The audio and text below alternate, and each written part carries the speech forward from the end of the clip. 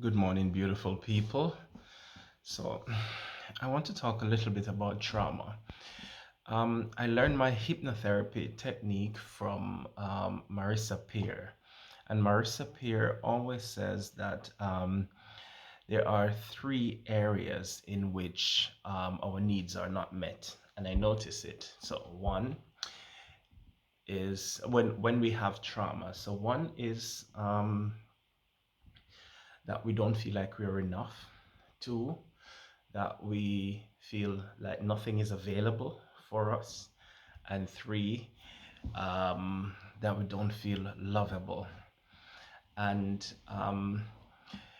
these three areas of our life, which are not met as a child, we tend to manifest these three trauma in various ways.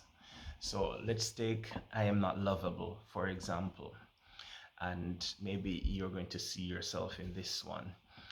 If a person feels, or let's say a woman feels like she is not lovable, that tend to manifest itself in many ways. Okay, for different people, the manifestation can be different. One way it manifests itself most often than not is she ends up in relationship with men who do not love her, who only wants to use her. And so she's always going through breakup. Then that's an indication that she doesn't love herself, or she doesn't believe that she is lovable. Another way that manifests itself is when you're always in conflict with people. So yes, always in conflict with people, or you're always finding fault of people, or you're always criticizing people. It's an indication that you don't believe that you love yourself. Okay, that can indicate it. It also manifests itself in other ways, such as you finding a partner, and even if the partner loves you, you find a reason to break up with them, or to make and then give them the blame that they don't love you. Yes. So your subconscious mind is setting up your trauma story. It's you're reenacting your trauma story, okay? Because you don't feel lovable, so you can't truly believe that he loves you. Yes. Um, Another and most critical way that it manifests itself is, and especially in men, is when is body mutilation, body dysmorphia, the way you see your body and the things that you do to yourself. So people who are addicted to drugs um, most likely suffer from this type of trauma, that they don't believe that they're lovable. And not only that, but there are probably also another other trauma, such as not feeling enough. But it, it could be so. It also involves the way you take the drug. If you if you take the drug intravenously, or if it's a very hard drug which destroys the body, then that's an indication that this trauma exists. Yeah. People who do extreme plastic surgery to change things on their body, and it's an indication that this trauma exists. So, yeah, this that these are just a number of ways. It also can manifest its way very mildly, so it doesn't have to be so extreme, but it also can be very mild, and it can manifest itself as well in how you manage your finances. It can manifest itself in how you manage your finances. Let's say financial freedom for you means, yeah, love means something good, something positive. You're going to tend to walk away from that if you don't feel like you're lovable. Many people, they, The root of their financial problem is that they don't feel like they deserve it, because they don't feel like they are lovable. And if you think that people love you when you're financially well off, if you have this belief, then most likely you're not going to try to be financially well off, or try to be even financially free in any way, because um, you don't feel like you are lovable. Okay, you don't feel like you deserve love. Okay. So, but it depends on what finance represent to you. It would manifest itself in that way based on the representation of finance to you. So if financial freedom, financial wealth means love for you, then you will not go in that direction if you don't believe that you're lovable. So it can manifest itself in that way. And strangely enough, it also manifests itself in your weight. So the way you take care of your body as well.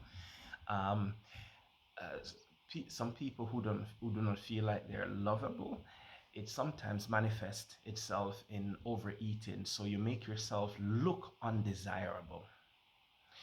So you would eat as much as possible, get as fat as possible, because you want to look undesirable.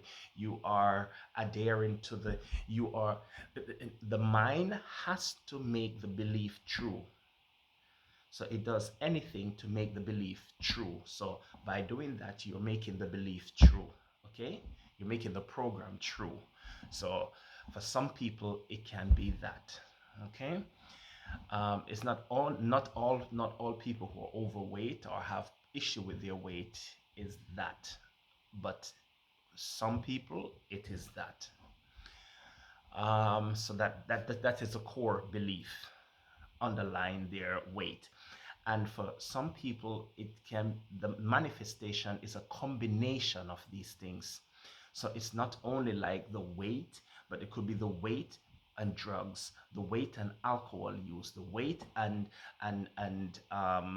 yeah, financial problem, or something else, two other combination or three other combination.